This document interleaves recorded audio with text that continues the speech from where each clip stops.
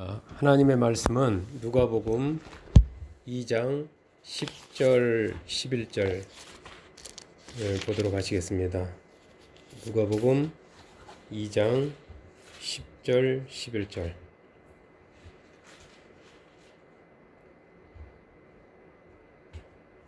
누가복음 2장 10절로 11절입니다. 우리 찾으셨으면 같이 합독 하도록 하겠습니다. 천사가 이르되 무서워하지 말라. 보라, 내가 온 백성에게 미칠 큰 기쁨의 좋은 소식을 너희에게 전하노라. 오늘 다윗의 동네에 너희를 위하여 구주가 나셨으니 곧 그리스도 주시니라. 아멘. 자, 기도하도록 하겠습니다. 참으로 좋으신 아버지 하나님, 오늘도 감사합니다. 이렇게 하나님 앞에 함께 모여 예배할 수 있도록 또한 하나님께서 모든 환경과 또 상황과 우리의 또 건강도 지켜주셔서 감사합니다. 오 아버지 하나님, 이 시간에 저희들이 기도한 모든 기도 가운데 속히 응답해 주셔서 우리의 기쁨이 넘치게 해주시니 감사합니다. 오늘도 이 나라의 민족을 위해서 또 온 인류를 위해서 간절히 기도합니다.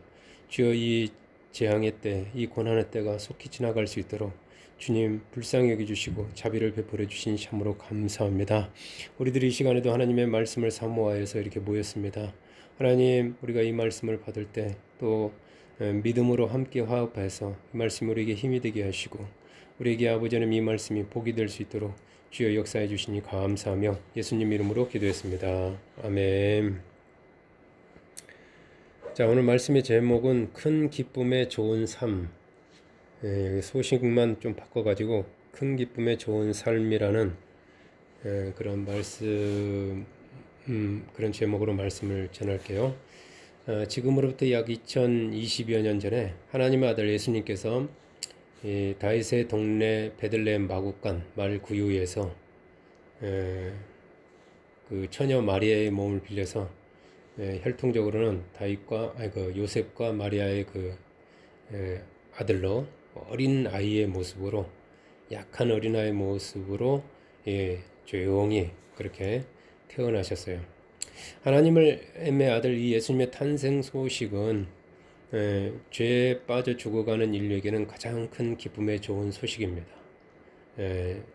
하나님이 전해주고 싶은, 천사를 통해 전해주고 싶은 모든 사람이 들어야 될 그런 기쁜 좋은 소식입니다. 하나님은 죄로 인해 지옥 같은 삶을 살 수밖에 없는, 그리고 결국에는 죄 때문에 지옥에 갈 수밖에 없는 저와 여러분에게 그런 큰 기쁨의 좋은 소식이 되기 위해서 이렇게 우주에 하나밖에 없는 독생자 예수님을 이 땅에 보내주신 것이죠. 큰 기쁨의 좋은 소식이 되신 예수님을 우리의 그 마음과 또 우리 가정 속에, 우리 삶 가운데 영접하면은, 모셔드리면, 받아들이면 죄로 인해서 피폐해지고 망가진 그 모든 삶과 가정이 회복됩니다. 마음에 큰 기쁨이 넘치게 되고 가정에 좋은 일이 생기게 됩니다. 요즘처럼 어렵고 힘든 시기에 또 이렇게 또 두렵고 불안한 시기에 예수님 통해 주시는 이 큰 기쁨과 평안이야말로 우리 삶과 가정에 그 어떤 것보다 절대적으로 필요한 것이 아닐 수가 없어요. 지금도 방금 그 문자를 통해서 세상에 재주가 이제 그럴 수가 있나 할 정도로 어제 0시 기준으로 방금 문자가 온 걸 제가 봤는데 25명의 확진자가 나왔다 그래요. 지금 막 정말 이게 굉장히 제주도도 청정지역인 제주도도 막 번져가고 있습니다. 넘쳐나요. 이런 소식을 들을 때, 이런 뉴스를 받을 때, 문자를 받을 때 얼마나 불안하고, 나도 걸리면 어떻게 되지? 또 어떤 거리게 되면은 그 여파가 어떻게 되는 거지? 막 이렇게 상상하면서 몸도 마음도 위축되고 불안해질 수밖에 없어요.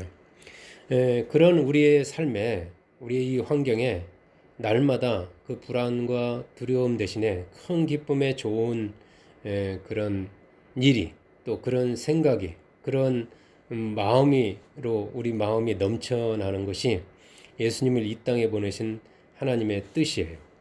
그 당시 사람들이 생각하는 것처럼 예수님은 이 세상 어떤 임금이나 왕처럼 사람들 위에 군림하면서 명령하거나 지시하거나 그런 또 섬김을 받기 위해서 오신 것이 아닙니다. 도리어 하나밖에 없는 소중한 그 목숨을, 그 생명을 저와 여러분을 위한 그 대속물로 주셔서 우리에게, 예수님은 그 째찌게 맞으신 그것도 우리를 위해서, 우리에게 큰 기쁨의 좋은 소식이 넘치는 저와 여러분의 삶이 되게 하기 위해서 예수님이 이 땅에 오신 것이고, 하나님께서 그 아들 예수님을 보내주신 거예요. 예수님께서 십자가에서 피를 흘리며 죽으신 것은 죄로 인해 단절되어 버린 우리와 하나님 사이를 근본적으로 화목하게 하시기 위해서예요. 이 큰 기쁨의 좋은 소식이 우리가 무엇을 이렇게 만드는 게 아니라 천국에서 그 부어지는 거거든요. 그게 지금 막혀 있거든요. 큰 기쁨, 좋은 일들이, 좋은 파장들이, 이런 것들이 지금 우리에게 와야 되는데, 죄와 죄 때문에 이것이 이제 담벼락이 되어서 이렇게 막혀 있거든요. 그것을 회복하고 그 모든 좋은 것들이 다 빛들의 아버지에게서 오는데, 그게 관계가 회복되어야, 그게 이 화목해야 그것이 우리 것이 될 수가 있거든요. 율법의 행위로는, 율법을 지켜서는 우리가 하나님과 우리 사이가 근본적으로 회복되기가 어렵습니다. 우리로 하여금 하나님을 아빠, 아버지로 정말 친밀하게 부르게 하기 위해서 예수님께서 이 땅에 오신 것이에요.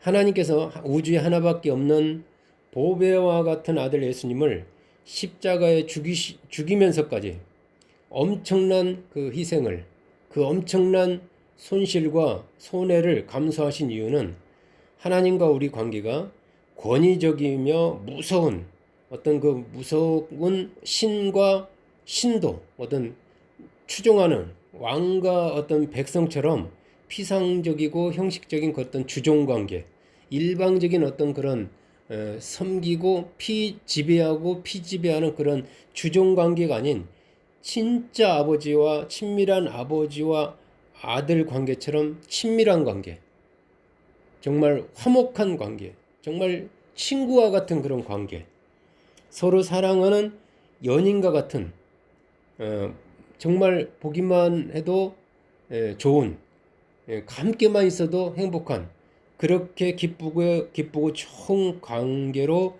회복되기를 바라셨기 때문에 그래요. 온 인류가 하나님 안에서 이 천국의 기쁨과 평안을 누리며 사는 것, 그리고 이 땅에서의 삶을 다 마치고 육신의 장막을 벗어버리고 그 영혼이 기쁨이 넘치는 저 좋은 천국에서 영원히 함께 사는 것이, 그 살고 싶어서 하나님께서 독생자 예수님을 이 땅에 보내신 목적입니다. 그래서 요한복음 그렇게 말해요. 하나님이 세상을 이처럼 사랑하사 독생자를 우리에게 주셨다고 그랬죠. 네. 그런데 부족함이 없는 이 전능하신 우주의 하나님이시잖아요.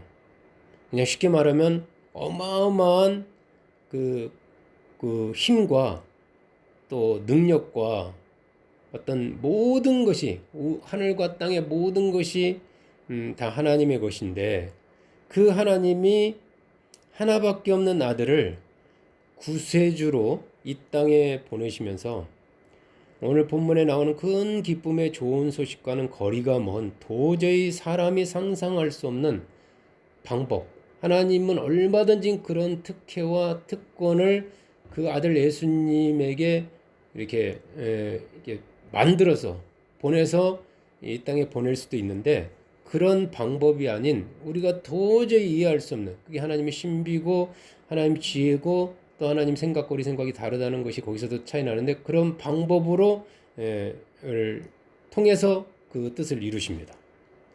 예수님을 누구나 알아볼 수 있는 그런 엄청난 제사장 가문이나 정치가나 왕족 가문에서 태어나게 하시지 않았어요. 아이들 뺨치는 그런 외모, 막 그냥 사람들이 딱 보기만 해더라도 막 추종할 수 있는 그런 외모, IQ 200이 넘는 뛰어난 그런 머리가 좋은 그런 인물로 보내신 것도 아닙니다.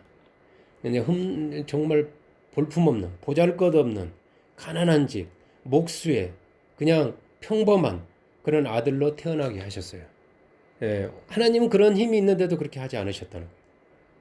그것도 이스라엘의 그런 문화와 정치, 경제의 중심 도시, 모든 것을 쉽게 접할 수 있는, 받아들일 수 있는 예루살렘이 아닌 아주 작은 마을, 촌, 마을이라고 그랬어요. 마을 베들레헴이라는 그 조그만 동네에서 태어나게 하셨어요.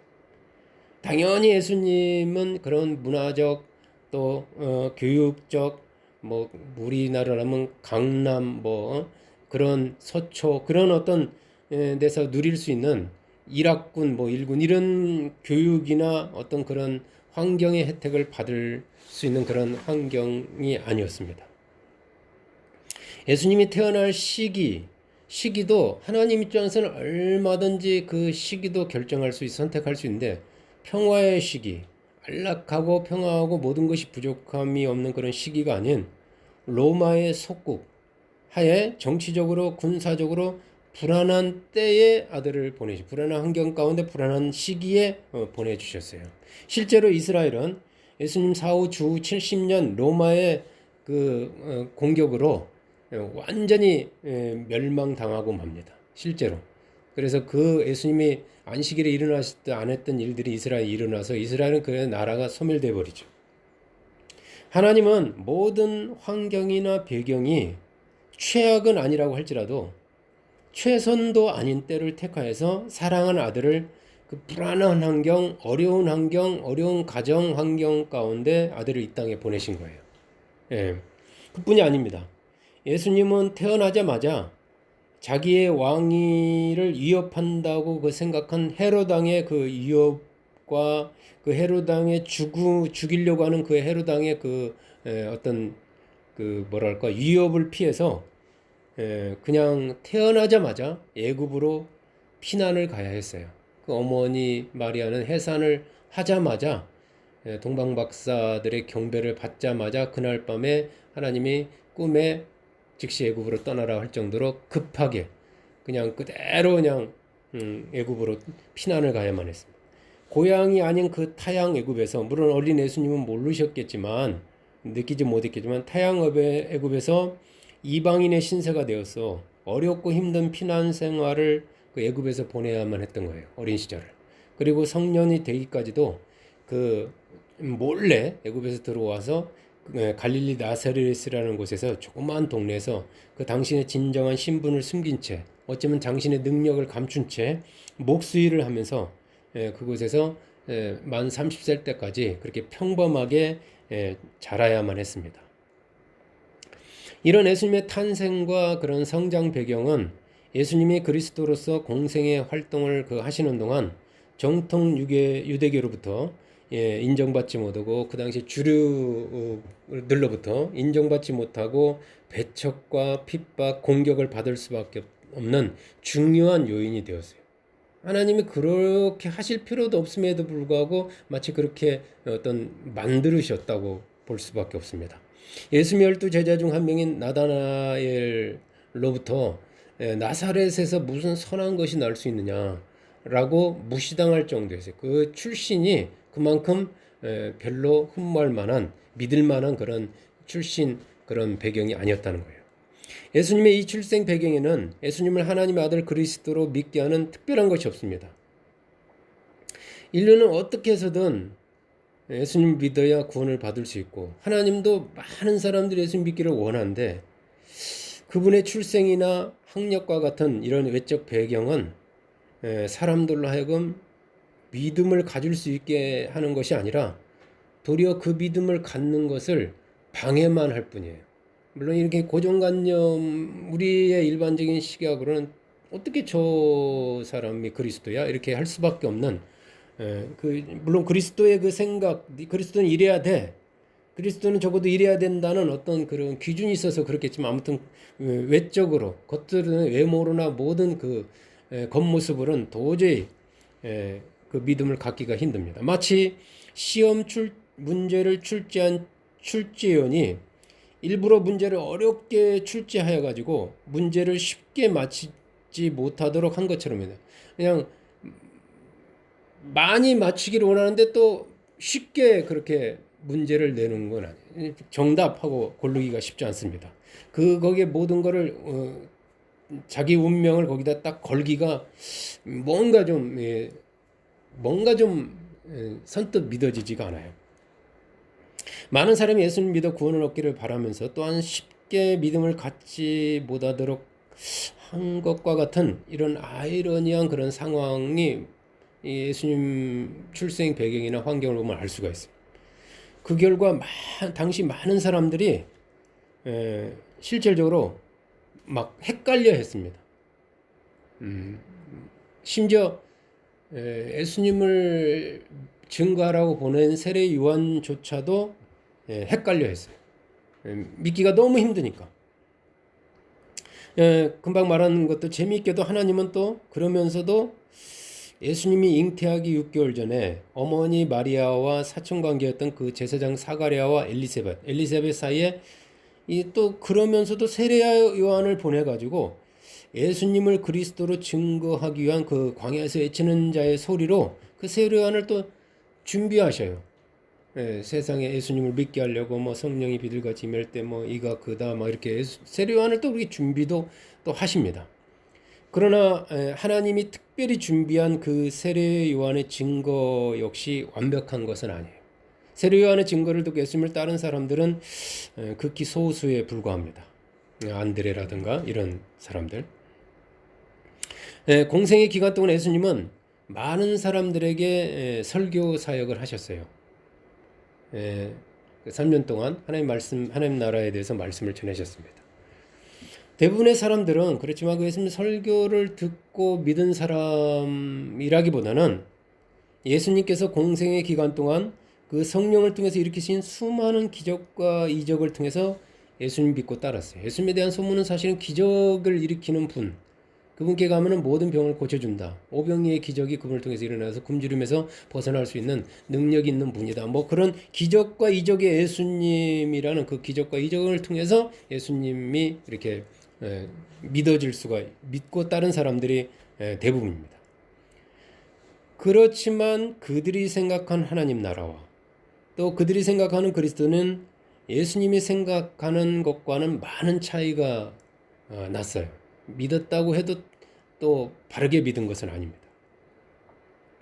제자들은 이 이스라엘 중심으로 한 현세적이고 세상적인 하나님 나라를 꿈꿨지만 예수님은 이스라엘을 넘어서서 범세계적이고 우주적인 보이지 않는 하나님 나라와 또 섬김과 평화의 사랑의 왕으로서의 그리스도였습니다. 내 나라는 이 나라에 속한 것이 아니다. 한 나라는 이미 너의 마음 가운데 이루어졌느니라. 이렇게 어떤 속세적이고 현세적인 그런 내용이 아닌 그런 하나님 나라에 대해서 말씀하셨어요. 오늘 수많은 교파와 교리 또 이단들의 난립, 뭐 수많은 이단들이 이렇게 막 주위에 많은 것만 보더라도 예수님의 본질을 제대로 이해해 가지고 예수님 무엇 때문에 오시고 무엇을 원한 것인가, 그게 바르게 믿고 사는 그것을 바른 목표를 가지고 산다는 것이 얼마나 어려운 일인지 모릅니다. 바르게 가다가도 얼마든지 좌루나 우루나 치우칠 수 있고요. 그 세상을 따라갈 수가 있어요. 주님을 놓치지 않고 그대로 간다는 것, 주님을 따라간다는 게 쉬운 건 아닙니다. 여기저기서 복음 하는데 도대체 복음이 무엇인지, 복이 무엇인지 제대로 알고 바르게 또 전해줄 수 있는 그런 교회와 신자가 과연 얼마나 되는지, 하나님 말씀도 성경도 이렇게 해석하면 이렇게 해석하고 저렇게 하면 저렇게 해석할 수도 있고, 코에 걸면 코골이, 귀에 걸면 귀골이가 너무나 헷갈릴 수밖에 없어요.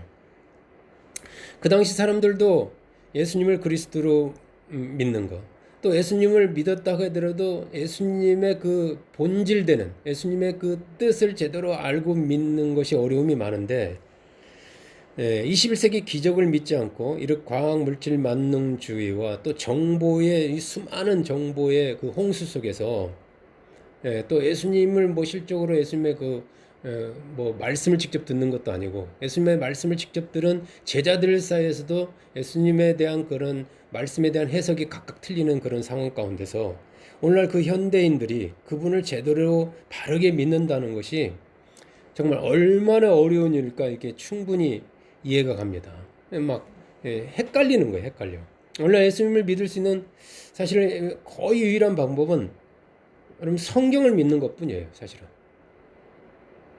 이 성경이 뭐죠? 성경은 사실은 예수님에 대해서 기록한 말씀이 예수님에 대해서 믿게 하기 위해서 요한이 그렇게 말하잖아요. 믿게 하기 위해서 기록한다고 그랬잖아요. 이 성경을 주신 목적은 예수님을 믿게 하기 위해서 마태마가 누가 복음이 공간 복음이든 뭐 모든 성경 뭐 구약의 성경까지도 다 예수님을 알게 하기 위해서 예수님을 믿게 하기 위해서 주신 것이 성경입니다.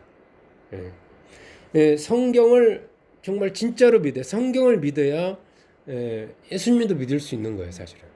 그게 유일한 그게 방법이 그거밖에 없어요. 그런데 정말 제가 아까 예수님의 탄생을 가지고 예수님 믿게 했던 그 시대처럼 이 성경에 기록된 내용이 너무 비이성적인 거예요. 그리고 비논리적이에요. 논리라는 게 이렇게 해서 증명이 돼야 되는데 증명할 수가 없어요. 그리고 비현실적이고 어떻게 보면 뭔 이야기 같아요. 그냥 소설가 같단 말이에요. 그분을 그리스도라고 객관적으로 증명할 수 있는 내용이 없어요. 증명해봐라. 그럼 내가 믿을게. 거기에 여러분이 어떤 방법으로 증명할 수 있어요? 없어요. 그야말로 이거는 주관적이고 어떻게 좀 심한 표현일 수도 있지만 맹목적인 믿음이 요구될 뿐입니다. 대부분 사람들이 너의 믿음을 논리적으로 한번 얘기해봐라 하면 얘기할 수가 없어요. 자기의 주관적인 체험을 가지고 이렇게 말할 뿐입니다. 사실 여러분 천국 가는 것은 어렵지가 않은 거예요. 왜냐하면 예수님을 믿기만 하면 천국 갈 수 있으니까 얼마나 쉽습니까? 뭐 어떤 돈이 들어가는 것도 아니고 어마어마한 자격증을 따야 되는 것도 아니고 엄청난 시험을 맞춰야 되는 것도 아니고 그렇게 어려운 건 아닌데 그런데 천국 가려면 예수님에 대한 믿음이면 되는데 그 믿음을 갖는 것이 참으로 어렵단 말이에요. 네. 아니 그런 믿음을 갖고 정말 믿음대로 실제로 사는 사람을 만나는 것조차도 어렵습니다. 사실. 정말 저 사람이 너 본인이나 주위 사람들한테 너 정말 믿고 사느냐? 근데 믿고 사는 사람이 왜 그래? 하면은 할 말이 없어요. 믿음이라는 거는 뭐 흔들리지 않고 담대한 거고 막 그런데 수도 없이 흔들리거든요. 제가 내린 결론은 천국 가는 것이 되게 쉬운 방법인데 생각처럼 쉽지 않고 어렵다는 거예요. 왜냐하면 누군가를 이렇게 믿게 하는 게 얼마나 어려운지 몰라요. 막 애를 쓰고 정성을 들이고 막 성경을 가지고 이렇게 저렇게 막 가르치고 해도 나중에 하는 말이 근데 안 믿어지는데 맥 빠진 소리, 맥 빠지는 어떤 반응만 받을 뿐이에요. 너무 안타깝죠. 저는 그게 숙제예요. 도대체 저 어떻게 해야 쉽게 바르게 예수님을 하나님의 아들 그리스도로 믿어서 죄로부터 구원을 받아 천국 갈 복음을 믿어야 되는데 복음을 어떻게 하면 이렇게 좀 쉽게 또 이렇게 아주 간단하게 이렇게 딱 마음에 부딪혀 오게 할까? 설교를 해더라도 어떻게 하면 좀 실제적이고 현실적이고 공감이 가는 그런 근데 공감이 가지 않는 내용들이 너무 많다 보니까 참 힘들다 이거예요. 제가 내린 답은 어릴 때부터 길들여지고 익숙해진 그 어떤 소위 이 세상적인 어떤 접근 방식으로는 예수님을 그런 식으로 성경을 그런 식으로 논리적 이성적 이론적으로 접근해 가지고는 즉 저는 과학을 전공했지만 과학적인 분석적인 어떤 그런 방법으로는 어렵다는 것이 제가 내린 결론입니다. 그러니까 접근 방법 자체가 하나님 나라를 바라보는 들어가려는 방법 시도 자체가 니고데모와 같은 그런 학적인 어떤 이런 방법은 좀 아니라는 게 제가 내린 결론입니다. 오늘 본문을 보면은 이 천사가 밤에 베들레헴 성문 밖에서 양떼를 지키고 있던 목자들에게 나타나서 구주 탄생 소식을 전해줍니다. 천사로부터 그리스도의 탄생 소식을 들은 목자들은 그 즉시로 베들레헴 성내에 있는 마구간에 찾아가서 그 구유에 누인 아기 예수를 찾아 경배합니다. 천사가 그랬거든요. 가면은 그 강부에 쌓인 아기를 볼 텐데 그가 바로 그다 이렇게 이렇게 얘기해 줍니다. 여러분도 밤에 후련히 천사가 목자들에게 나타나 아기 예수님에 대해 증거하듯이 여러분에게 아니면 여러분이 믿기를 원하는 그 사람에게 하나님 천사를 보내주셔서 천사가 나타나서 예수님에 대해 증거하신다면 얼마든지 쉽게 믿을 수 있을 것 같지 않습니까? 이렇게 좋은 방법이 있는데 천사 하나만 보내주면 이 목자들이 막 달려가서 믿었듯이 그냥 믿고 천국 갈 수 있을 텐데 이 골치 아픈 방법 안 써도 되는데 그런데 예수님을 이 구주로 믿게 하는 하나님이 택하신 일반적인 방법은요 이런 초자연적 방법 천사를 보내서 믿게 하는 이런 방법이 아닌 사람과 사람을 통한 전도라는 방법 개인적으로 볼 때 이 전도를 통해서 예수님을 믿게 하는 이 방법처럼 미련하고 비효율적이고 어리석인 방법은 없습니다. 너무 비생산적입니다. 너무 비효율적입니다. 제가 생각할 때 가장 쉬운 방법은 오늘 본문처럼 천사가 확 나타난다든가 제가 무슨 기도를 하면은 우리 아버지한테 그냥 천사가 확 나타나서 이래도 안 믿을래 이렇게 한다든가 아니면 엠마오로 가는 두 제자에게 부활하신 예수님이 나타나가지고 손과 발을 그 누구예요 믿지 않는 도마에게 나타나 다 보여주듯이 예수님이 다 이렇게 이래도 안 믿을래 하면서 예수님이 뿅 하고 직접 나타나는 거예요. 이렇게 특별하게 예수님 당신을 나타내서 믿게 한 사람이 사도 바울입니다. 모세도 불꽃 가운데서 모세도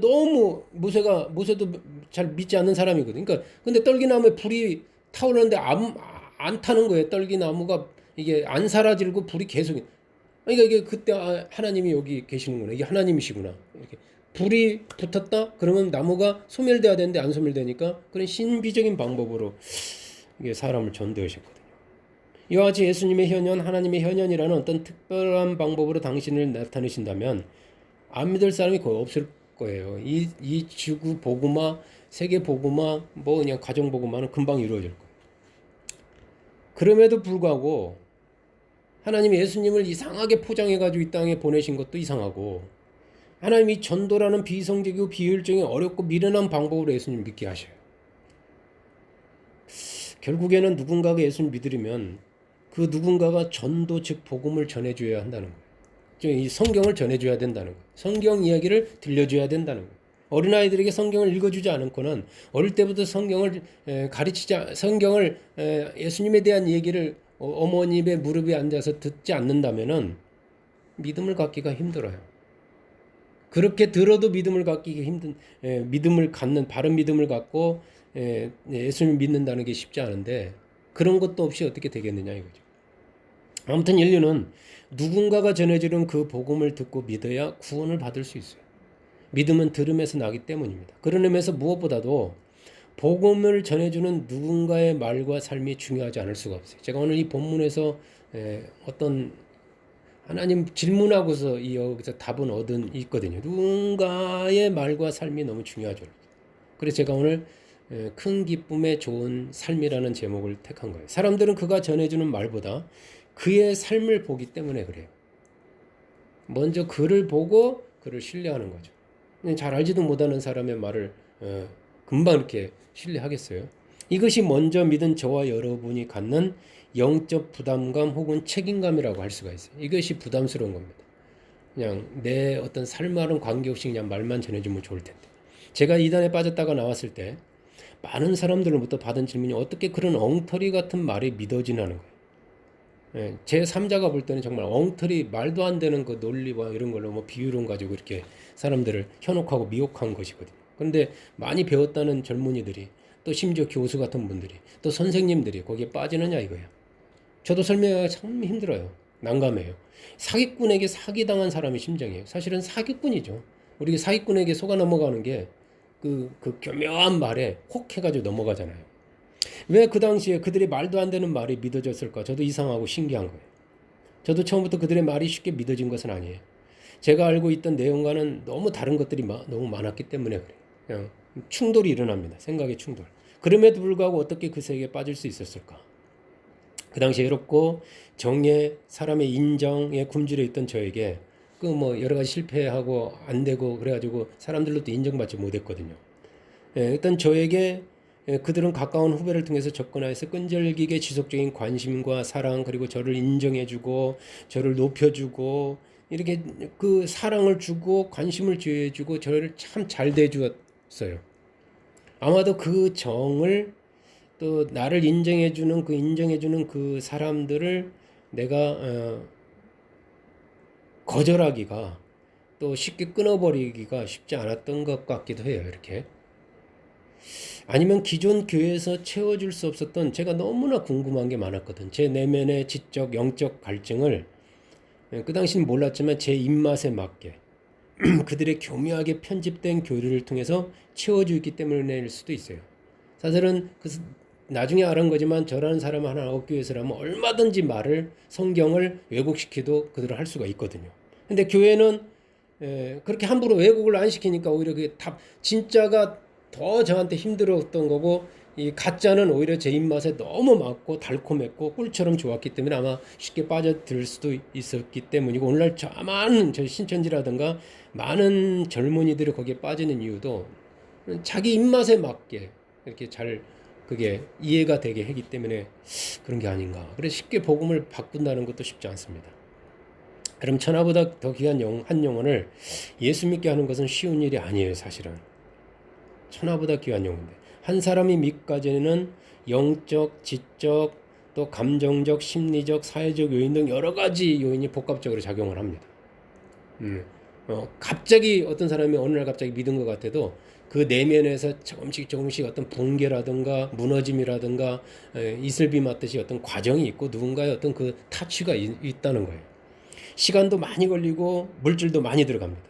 오직하면 사도 바울은 그 데살로니가전서 2장에서 데살로니가 교인들로 하여금 예수님을 믿게 하기 위해서 자기는 하나님의 복음뿐 아니라 자기 목숨까지도 주기를 기뻐한다 그랬고 내가 너희들을 정말 믿게 하기 위해서 유모가 아이들을 키우기 위해서 유순하게 하기도 했고 내가 너희들에게 폐와 짐이 되지 않게 해서 밤과 낮으로 일하기까지 그렇게 수고하고 애썼다고 이렇게 했을까요?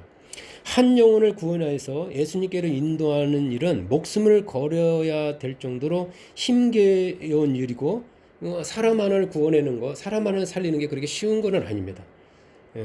그리고 또 사도 바울이 내 목숨까지 준다고 하나님이 그 아들 예수님의 목숨까지도 걸 만큼 그렇게 목숨만큼 가치 있고 소중하고 중요한 일이라는 의미입니다. 그래서 이미 저는 믿음을 갖고 있는 여러분에게 말하기 때문에 여러분이 가진 그 믿음을 정말 가치 있게 소중하게 생각하시기 바랍니다. 정말.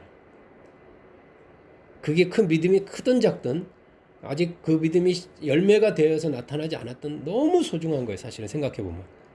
그 믿음을 갖기를 얼마나 몸부림치는지 모릅니다. 루터도 그 오직 의인은 믿음으로 구원받는다는 그 믿음으로 들어가기 위해서 몸부림쳤거든요. 사도 바울도 율법의 세계에서 믿음의 세계로 들어가기까지 정말 그가 정말 고통을 많이 겪었거든요.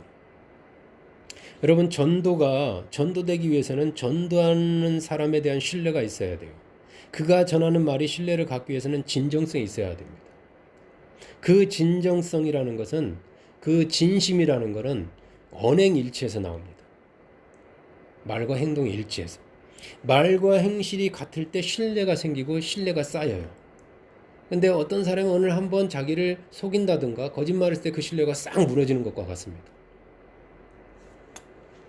기독교가 교회가 욕을 먹는 이유가 그렇죠. 기대를 했는데 교회만큼 다른데 왜 우리만 가지고 욕해? 거기에서 우리가 왜 우리에게 특별한 잣대를 치려고 그래? 왜 이 코로나 시대 교회만 가지고 음식점이라든가 목욕탕에서 이렇게 전파되는 것도 많은데 왜 교회만 갖고 그래? 그렇게 나오면 안 됩니다. 교회만큼은 좀 다르기를 원하기 때문에 그래요. 그 말씀대로 사는 모습을 보면서 그 사람에 대한 신뢰가 생깁니다. 안 그러면 잔소리가 돼버려요. 말의 힘, 즉 말의 권세나 권위는 그의 행동에서 나오기 때문에 그래요. 그 행동이 바로 말씀의 행동, 순종, 이 모든 것이 바로 말씀에 대한 체험입니다. 체험해서 그가 저 말씀을 체험하고 말했기 때문에 살면서 체험하면서 겪으면서 말하기 때문에 권위가 있고 힘이 있는 겁니다. 그게 신뢰가 가는 겁니다. 그가 행동하여 체득한 말, 즉 그가 체험한 말씀에 힘이 있고 권위가 있고 신뢰가 생겨요. 말씀에 대한 체험, 우리가 말씀을 순종하라 이 말이 말씀을 체험해라 하는 얘기예요. 그 말씀에 그래고 체험하고 순종한 상태에서 전해줄 때 말할 때 힘이 있고 확신이 있고 그게 파워풀하거든요. 그 말씀에 대한 순종이 다른 게 아니라 그 말에 대한 그 신뢰를 더해주기 때문에 그렇게 말하는 겁니다. 오늘 본문 말씀만 해도요. 예수님은 큰 기쁨의 좋은 소식이에요. 그런데 이게 또 구체적으로 말하면 하나님은 예수님을 통해서 내가 이제 큰 기쁨의 좋은 소식을 약속하신 겁니다. 우리에게 사실은. 그런데 그런 큰 기쁨의 좋은 소식을 전하는 사람의 삶에 큰 기쁨과 좋은 소식이 빠져 있다면 누가 그가 전하는 복음을 받아들이겠느냐 이 말이죠. 뭐 어떤 사람이 예수 믿자마자 나가서 복음을 전해서 그 복음을 듣고 믿는 사람도 있지만 그건 그 사람을 신뢰해서라도 그 사람이 받는 사람이 이미 그렇게 준비가 되어 있고 갈증이 있기 때문에 조금만 불씨 하나 해도 탁 붙은 재수가 좋은 케이스라고 할 수가 있어요. 근데 대부분은 그렇지 않아요. 그래서 제가 어떤 전도자에게서 전도자의 자격은 그 삶이 너 얼굴에 기쁨이 없는데 너 얼굴에 근심이 가득한데 너가 어떻게 전도자로서 세상에 나가느냐 이 말이에요. 더 훈련이 되고 체질이 되어서 해라는 말이 그 말입니다. 우리의 삶에 큰 기쁨이 넘치고 좋은 소식, 좋은 생각, 좋은 일, 좋은 언어 그걸 제가 그 믿음의 말이라는 겁니다. 좋은 말, 복이 되는 말, 복이 되는 생각 그런 것이 넘칠 때 사람들은 관심을 더 힘들고 어려울수록 그건 더 이게 어두울 대로 더 빛이 납니다. 그래서 그걸 제가 계속 이제 바꾸려고 이렇게 훈련을 하잖아요. 어떻게 해야 할까요? 여러분 예수님에 대한 믿음이 정말 기본 중에 기본입니다. 제가 믿음을 가볍게 여기는 게 아닙니다. 그러나 믿는 것보다 더 중요한 것이 믿은 이후의 삶입니다. 말씀대로 사는 것이 살리는 것이다 이 말은 뭐냐면 말씀대로 사는 것이 영혼을 살리는 거예요. 내가 먼저 사는 것이 중요합니다. 내가 먼저 되는 것이 중요해요. 말씀대로 살지 않는 삶은 정말 공허하고 비참할 뿐입니다. 좀 더 구체적으로 말씀드리면 말씀을 이루는 삶이 중요해요. 말씀을 이루겠다고 결심하는 게 그 결심이 너무너무 중요해요. 내가 오늘부터 말씀을 받아 큰 기쁨의 좋은 소식을 너에게 전하했을 때 그래 내가 오늘부터 큰 기쁨의 좋은 소식을 전하는 사람이 되어야지 우리 그런 결심이 중요합니다. 내가 저런 말씀을 내가 체험해서 내 것으로 만들어야 되겠다는 그 결심이 너무너무 중요한 거예요. 듣고 그냥 그러구나 그게 아닙니다. 하나님은 우리에게 큰 기쁨의 좋은 소식을 예수님을 통해서 약속해 주셨어요. 이제 우리가 할 일은 큰 기쁨의 좋은 소식이 넘치는 삶을 사는 겁니다. 큰 기쁨이 좋은 일이 넘치는 가정을 내가 만들어야겠다. 내가 먼저 큰 기쁨이 넘치는 좋은 사람이 되어야 되겠다. 그래서 자기를 비교해 볼 때 이런 말은 해서는 안 돼. 이런 행동을 해서는 안 돼. 끊임없이 자기를 갈고 닦으면서 그 목표, 큰 기쁨의 좋은 사람, 큰 기쁨이 좋은 교회, 큰 기쁨이 좋은 가정 세우기, 가정 만들기를 딱 거기에다 포커스를 맞추고 그거 아닌 거는 가지를 쳐나가는 거죠. 그게 하나님이 예수님을 이 땅에 보내신 목적이니까. 어렵고 힘든 상황과 환경에서도 환경과 상황이 관계없이 큰 기쁨이 넘치게 사는 것입니다. 그냥 그쪽으로 나가는 거죠. 복 있는 쪽으로. 그러나 여러분 우리는 한없이 약해요. 사실은 해보지만 그렇게 해서 뭐 작심삼일밖에 안 됩니다. 금방 무너져 버리고 또 입에서는 기쁨 대신에 슬픔, 원망의 말 이런 게 막 나오고 얼굴은 어느덧 우중충하고 좋은 일을 기대하는데 좋은 일보다는 안 좋은 일이 자꾸 생기고 안 좋은 말을 하기 시작하고 여러분 그렇게 약한 게 우리입니다. 그냥 한 방에 이렇게 쉽게 상처받고 기스나고 무너져 버려요. 그렇기 때문에 하나님께서 우리에게 주님을 주신 거예요. 그렇기 때문에 우리에게 보혈을 주셨어요. 우리는 우리가 실수하든 잘못하든 순식간에 잘못한 어떤 실수 때문에 죄 때문에 마귀의 그 참소 공격 앞에 무참히 깨질 수밖에 무너질 수밖에 없는 약한 존재. 보혈이 없으면 견딜 수가 없어요. 보혈로 죄사함에 대한 확신, 보혈로 씻어내지 않으면 거기서 빠져나올 수가 없습니다. 말씀과 성령님을 주셨어요. 그래서 오늘 성령님 없이 말씀 없이 우리가 어떻게 힘을 얻을 수가 없습니다. 살아갈 수가 없어요. 하나님께서 우리를 위해 주신 그 것들, 그 분들, 그것들을 우리가 감사함으로 받아서 적극적으로 동행하면서 살 때 하나님께서 약속하신 큰 기쁨의 좋은 삶, 큰 기쁨이 넘치는 좋은 사람, 큰 기쁨이 넘치는 좋은 가정 교회가 바로 저와 여러분이 될 수가. 천국은 침노하는 자 이것이거든요. 예, 약속을 하셨어요. 꿈을 주셨어요. 그게 너는 이제부터 큰 기쁨의 좋은 사람이 되거라 하고 우리에게 그 비전을 주신 거예요. 이런 의미에서 우리 믿는 자들의 예수 믿은 이후의 삶은 어떤 면에서 순교의 삶이라고 할 수가 있을 때 말씀을 자기 어깨 위에 올려놓고 사는 삶, 내 머리 위에 말씀을 올려놓고 사는, 이것이 바로 십자가를 짊어지는, 내 십자가를 지고 나를 따라오라. 그게 말씀을 지배를 받는 삶이기 때문에 그래요. 이것이 절제요 순교의 삶의 희생의 삶처럼 보입니다. 그러나 여러분, 그런 삶의 열매, 그런 삶의 결과는 큰 기쁨의 좋은 삶입니다. 어떤 하나가 그 열매가 되기까지는 하루아침에 만들어지지는 않아요. 또 넘어졌다, 무너졌다, 또 큰 기쁨의 좋은 사람이 되어야지. 큰 기쁨을 주는 사람, 큰 기쁨의 좋은 삶을 전해주는 사람이 되어야지. 그런 교회, 그런 가정이 되어야지. 이 어려운 시기에 여러분의 삶이 정말 예수님 때문에 날마다 큰 기쁨의 좋은 소식으로 넘쳐나서 그 천사처럼 주위에게 큰 기쁨의 좋은 소식이 되시기를 주님의 이름으로 축복합니다. 여러분 자신과 여러분의 가정 그리고 우리 교회가 큰 기쁨의 좋은 소식, 즉 복음이에요. 큰 기쁨의 좋은 소식이 복음입니다. 복음이 되시기를 주님의 이름으로 축복합니다.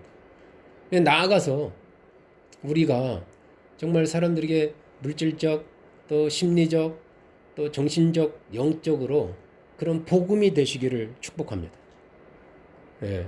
그리고 수많은 사람들이 그 복음이 되고자 한 저와 여러분, 나는 복음을 따라서 갈 거야, 복음이 될 거야 라고 저와 여러분 우리 가정과 교회를 바라보면서 천국을 사모하고 저런 세계에 나도 들어가고 싶다, 저런 가정을 만들고 그렇게 사모함으로써 예수님을 믿어서 함께 천국 가는데 저와 여러분과 우리 가정과 교회가 이렇게 쓰임 받으시기를 주님의 이름으로 축복합니다.